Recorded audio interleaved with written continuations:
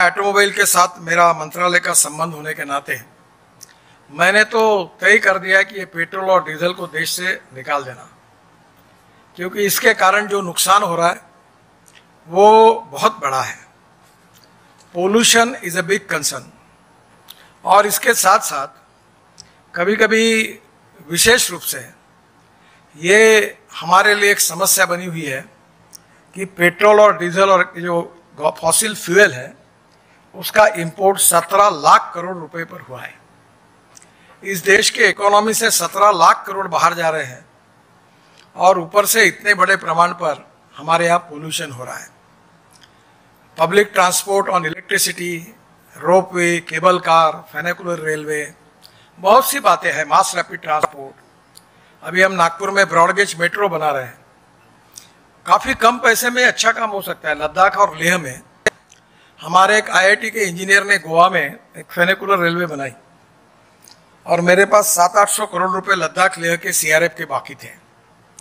तो मैंने गवर्नर साहब को कहा कि वो पहाड़ी पर लोग रहते हैं, तो उन्होंने ऐसा डिजाइन किया कि जानवरों को भी ले सकते हैं, भेड़ बकरी को, मोटरसाइकिल भी को ले सकते हैं, ऊपर में लोग भी बैठ सकते हैं और ऊपर तक जा सकते हैं। तो करीब 40 योजना तैयार की है, और अभी हम उसका इम्प्लीमेंटेशन करने जा रहे हैं, जो इंडिजिनस टेक्नोलॉजी है। मैं 260 रोपवे, केबल कार और फेनिकुलर रेलवे बना रहा हूँ।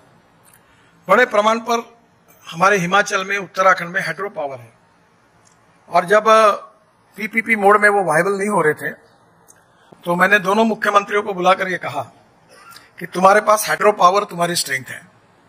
तुम अगर 10 साल के लिए अगर पावर फुकट में देते हो, और जो बनेगा यहाँ रोलिंग स्टॉक उसका जीएसटी स्टेट का अगर एग्जाम करते हो, अब फॉरेस्ट इन्वायरमेंट ने भी उसके लिए इन्वायरमेंट का क्लियरेंस लगने नहीं है, जरूरत नहीं है ऐसा कहा है, तो पीपीपी मोड में पब्लिक प्राइवेट इन्वेस्टमेंट आएगी, क्योंकि सरकार के पास कंस्ट्रेंट है, और इसलिए बड़े प्रमाण पर वहां भी 16 रुपए का मंजूरी दी है।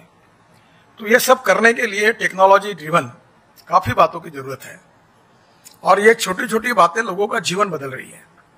मैं जब मंत्री करके मैंने जब चार्ज लिया तो हमारे यहाँ नागपुर में भी साइकिल रिक्शा चलता था।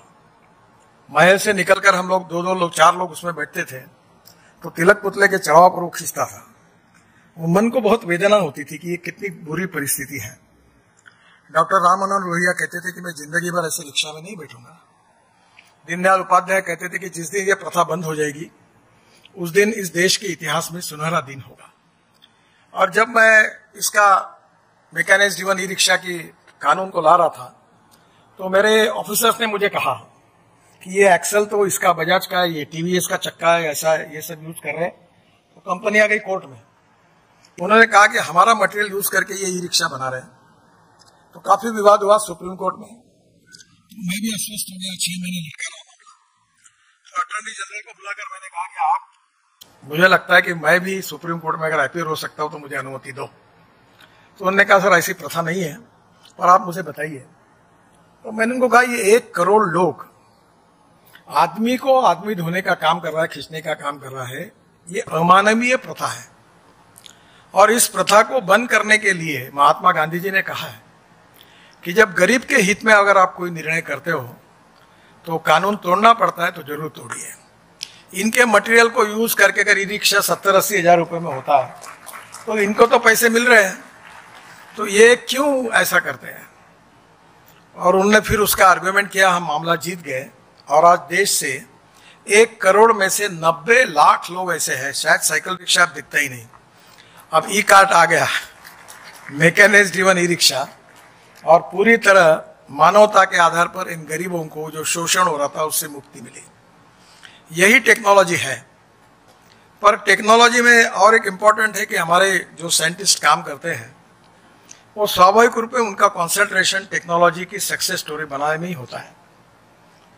और proven technology, economic viability, availability of raw material and marketability, ये चारों बातें भी उतनी इंपॉर्टेंट है। अगर टेक्नोलॉजी कॉस्टली और इकोनॉमिक वायबिलिटी नहीं है तो सक्सेस नहीं हो पाती। और इसलिए हमारे देश में अभी प्रधानमंत्री जी ने जय जवान जय किसान के साथ जय विज्ञान की भी बात की है, और मुझे लगता है कि इसमें बहुत महत्व है। और मैं तो चाहता हूं कि हर चीज के अल्टरनेटिव ढूंढो। ये सीमेंट वाले और स्टील वालों ने मोनोपोली करके, शायद कमल साड़ा मेरे ऊपर नाराज हो गए हैं, ये कार्टेल कर करके रेट बढ़ा कर हमको बहुत ज्यादा पैसा लेना पड़ता है। अभी मैंने वो फाइबर ग्लास का वो भी स्टील लाया है। आप अभी नया नया कंक्रीट की कल्पना आ रही है। अगर कंपटीशन रहेगी तो सब बराबर जमीन पर ठीक चलेंगे। मोनोपोली हो जाएगी तो आसमान पर हाथ टेक जाएंगे, तो फिर वो एक्सप्लॉइट करेंगे। तो different type of material alternative तैयार होने चाहिए। टेक्नोलॉजी में फ्लैश जैसे वेस्ट मटेरियल के उपयोग का भी एक बहुत बड़ा पार्ट है, और वेस्ट मटेरियल हर रीजन में, हर जिले में जो होते हैं उसका उपयोग करना चाहिए। मैं अभी एक कोशिश कर रहा हूँ, मैं तो कोई इंजीनियर नहीं हूँ, पर बहुत बार लोग मुझे गलती से इंजीनियर समझते हैं। तो मैं बहुत बार कहता हूँ कि अभी मैं इंजीनियर नहीं हूँ, पर मुझे अभी 3 डिलीट मिली है, चौथी अभी मैं कल लेने वाला हूँ। तो ये डिलीट भी मुझे मिली तो मुझे अपनी हंसी आती है। मैं बीआरसी का फॉर्म भरने के लिए आया था तो मुझे एडमिशन नहीं मिली क्योंकि मेरा परसेंटेज बहुत कम था। आप लोग बोलते हैं कि आप इंजीनियर हो, तो मैं बोलता हूँ मुझे तो एडमिशन भी नहीं मिली तो मैं कैसे इंजीनियर हूँ। तो बोले आपके 6 वर्ल्ड रिकॉर्ड हो गए इंजीनियरिंग के। तो मैंने बोला ये तो मेरा क्रेडिट नहीं है। अभी मुझे जो 3 डिलीट मिली उसमें 2 एग्रीकल्चर साइंस की मिली। तो स्वाभाविक रूप से मुझे तब कभी कभी हंसी आती है कि मुझे तो एडमिशन भी नहीं मिल पाई थी। अब बहुत कॉन्वोकेशन में आईआईटी में, इंजीनियरिंग कॉलेज में मैं जाता हूँ और मैं जो मुझे लगता है वो बोलता हूँ। तो मुझे अभी अमेरिका में काफ़ी लोग सुनते हैं। मैं बीसीजी कंपनी के कार्यक्रम के लिए गया था, तो वर्ल्ड की इवेंट थी।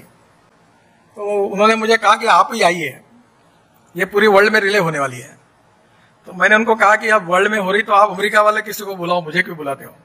तो बोले अमेरिका के लोगों का चॉइस है कि आप बोलो। तो मुझे कभी कभी इस बात का आश्चर्य लगता है। मैं तो प्रैक्टिकल बात कहता हूँ, और छोटे छोटे लोग ये काम करते हैं। पेशवे जी है यहाँ, उन्होंने एमएसएमई में, एग्रीकल्चर, रूरल में काफी अच्छे रिसर्च किए। कल मुझे 2 दिन पहले छत्तीसगढ़ के मुख्यमंत्री जी ने पूरे बिल्डिंग को गोबर से बनाए हुए पेंट को सरकार में मैंडेटरी कर दिया। अब ये जो पेंट मेरे काल में शुरू हुआ, ये इतना अच्छा पेंट है, डिस्टेम्पर भी है, इनेबल भी है, दोनों भी है, और क्वालिटी में मार्केट के किसी पेंट से कम नहीं है और आधे प्राइस में है, जिससे 5 रुपए किलो गोबर का भाव हो जाएगा। तो गाय कोई बेचेगा ही नहीं। गोमूत्र की कीमत, गोबर की कीमत और दूध की कीमत, तो टेक्नोलॉजी बदल कर सकती है। और इसलिए टेक्नोलॉजी को हमारे सरकार की, मोदी जी की सर्वोच्च प्राथमिकता है। और टेक्नोलॉजी से ही देश का भविष्य बनने वाला है, एक्सपोर्ट बढ़ने वाला है, एम्प्लॉयमेंट पोटेंशियल बढ़ने वाला है, ग्रोथ बढ़ने वाली है, और सबसे इंपॉर्टेंट वेल्थ हमारे देश में तैयार होने वाली है। और ये वेल्थ क्रिएट करने से ही आत्मनिर्भर भारत बनने वाला है। इसी करने से सुपर इकोनॉमिक पावर इंडिया बनने वाली है। केवल मेरी आखिरी में एक ही प्रार्थना है कि हमारे टोटल जीडीपी ग्रोथ में करीब 22 to 24% मैन्युफैक्चरिंग सेक्टर से आते हैं, 52 to 54% सर्विस सेक्टर से आते हैं, और एग्रीकल्चर की कंट्रीब्यूशन 12 से 14% है। हमारी एक समय 80% पॉपुलेशन गांवों में बसती थी, अब हमारी 65% ही पॉपुलेशन गांव में है। गांधी जी कहते थे कि हमारा देश गांव में बसता है, पर 30% पॉपुलेशन माइग्रेट हुई है। और जो माइग्रेट हुई वो खुशी से नहीं हुई है, वो माइग्रेट इसलिए हुई है कि वहां अच्छे एजुकेशन की फैसिलिटी नहीं, अच्छी स्कूल नहीं, अच्छे हॉस्पिटल्स नहीं, रोजगार नहीं, एग्रीकल्चर प्रोडक्ट्स को सही भाव नहीं। तो स्वाभाविक रूप से वहां बड़े प्रमाण पर